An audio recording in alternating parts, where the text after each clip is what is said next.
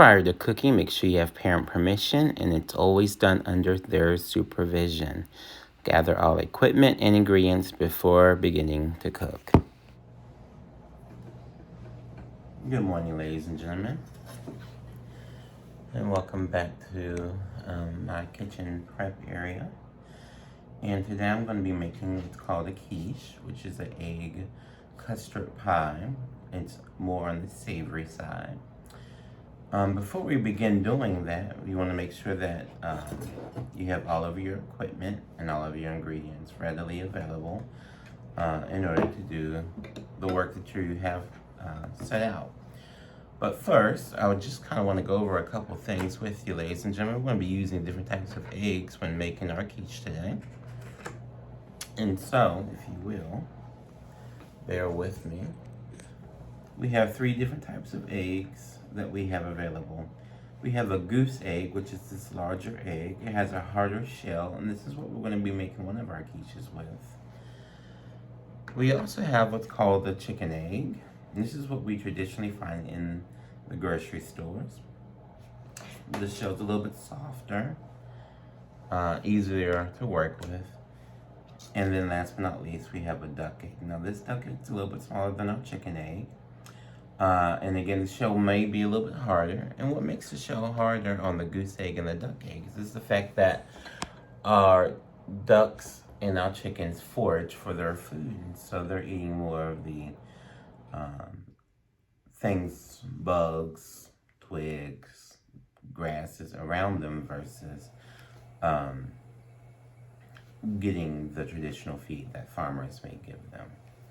So what I'm going to do is go ahead and start my prep, and you'll see down below right here in my prep I have cheese that I'm going to be grating. This is sharp cheddar cheese. I have some potatoes that I'm going to be cutting, and I also have some green onion and white onion that need to be cut up, and then we're going to crack our shells.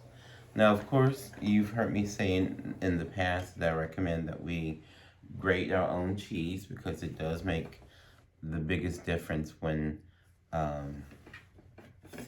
we're working. So, again, I have my cheese grater, and I'm going to grate my cheese like so.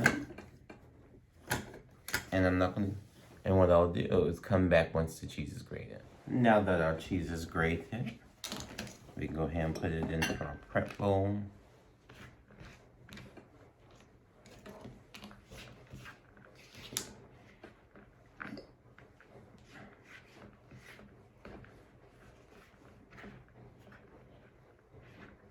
And we're going to be making 2 different cheese quiches. Today we're going to be doing a quiche with some broccoli slaw, herbes Provence, and some crumbled goat cheese. And the other one we're going to be doing is a bacon, cheddar, and potato quiche. And so with our potatoes, we're going to go ahead and pre-slice them.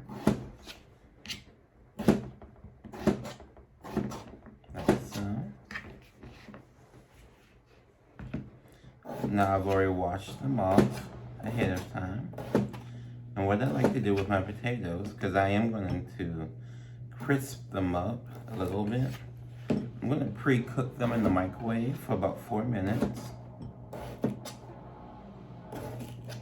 But I'm also going to rinse off the starch that comes with potatoes.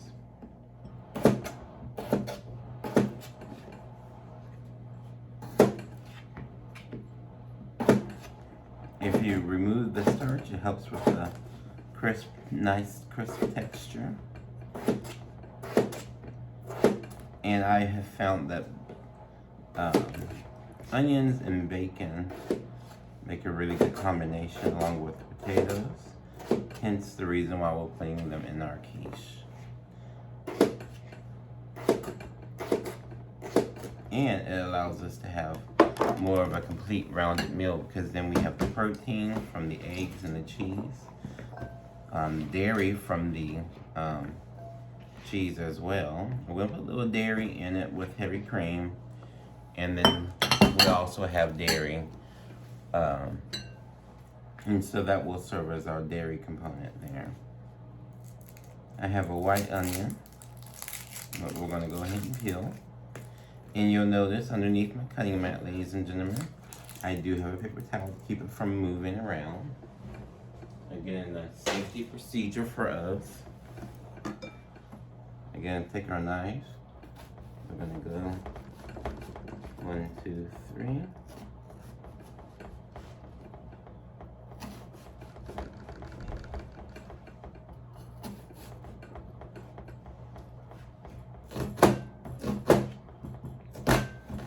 And this is going to allow us to get a nice little dice of our onion.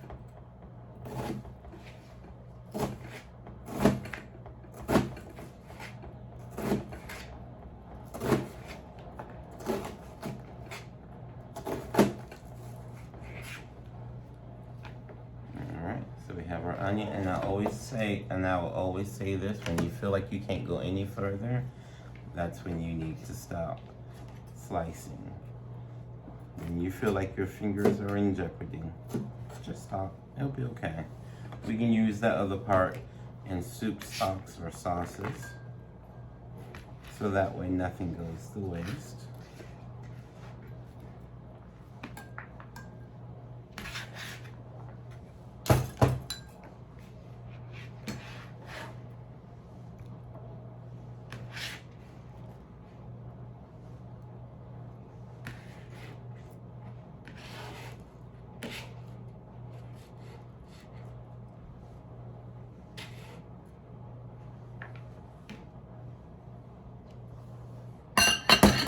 And then we're gonna go ahead and slice up our green onions.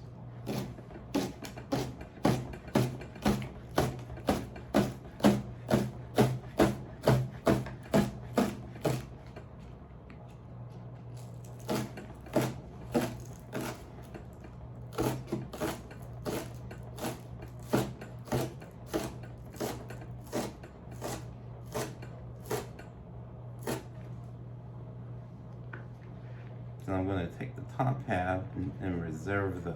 We're going to use those as garnish. And then the bottom half we're going to actually cook with our white onion.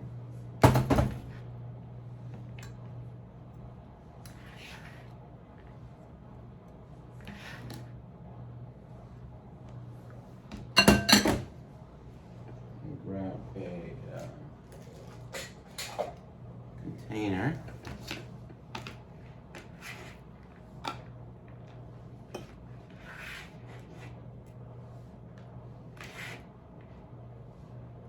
And then last but not least, we're going to prep up our bacon.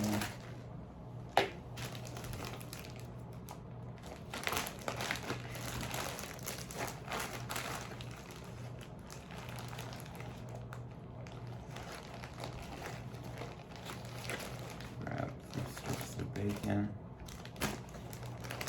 like so.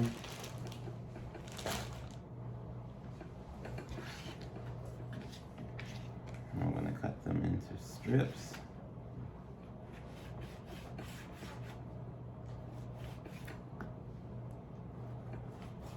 Now we would, in culinary terms, refer to these as being lardons. But you can call them bacon crumbles if you want.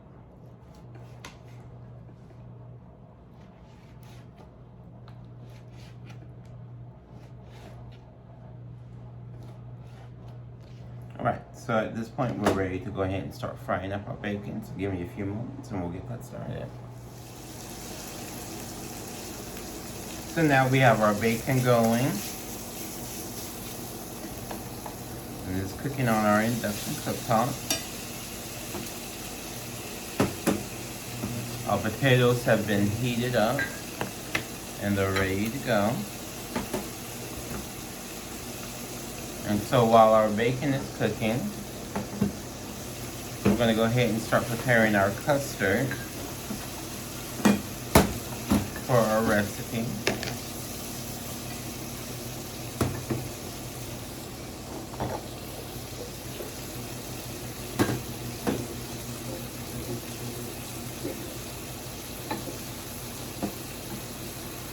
So this, like I said before, it may take a little bit more effort get into this egg.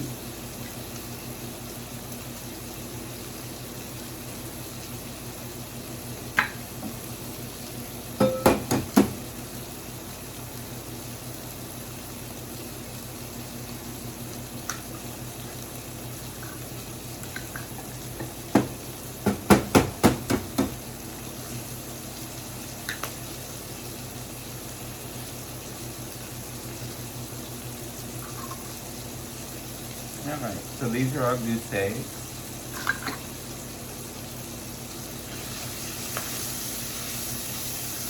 Give our lardons a quick stir.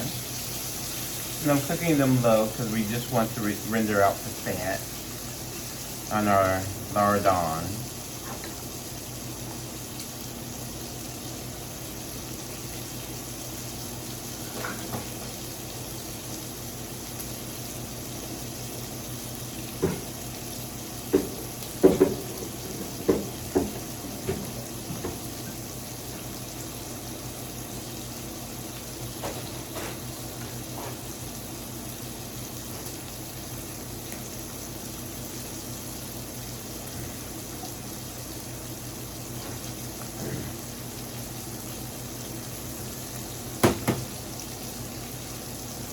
And so now we're going to build our custard.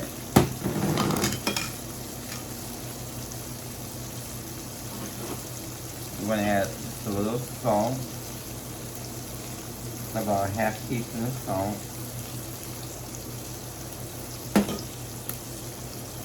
And a fourth teaspoon of pepper.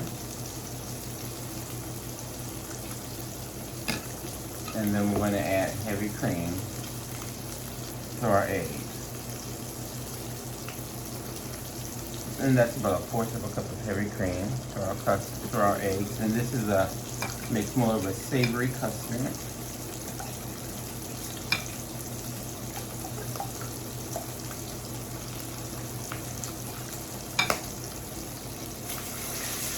Now keep an eye on your bacon.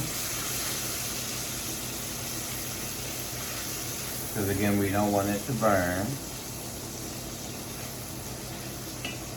So,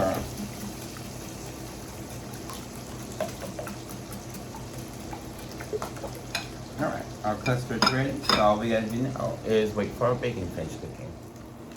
Now as our bacon is finished cooking, we're going to remove it from the fat. I'm going to turn the temperature down because we're going to cook in that fat as well. So we're going to remove the bacon, put it into a paper towel so it can drain some more of that fat off.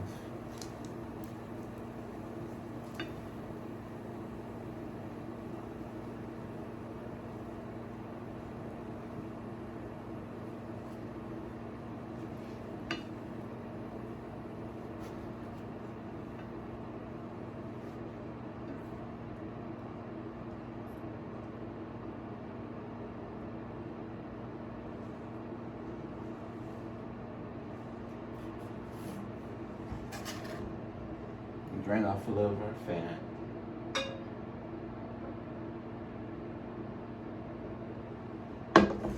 And then, since our goal is to build flavor, we're going to use some of that bacon fat. And we're going to cook up our potatoes in it.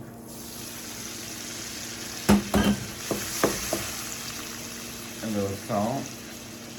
And because we're cooking in bacon fat, we don't need to use a lot of salt. A little pinch of pepper, and then also our onions.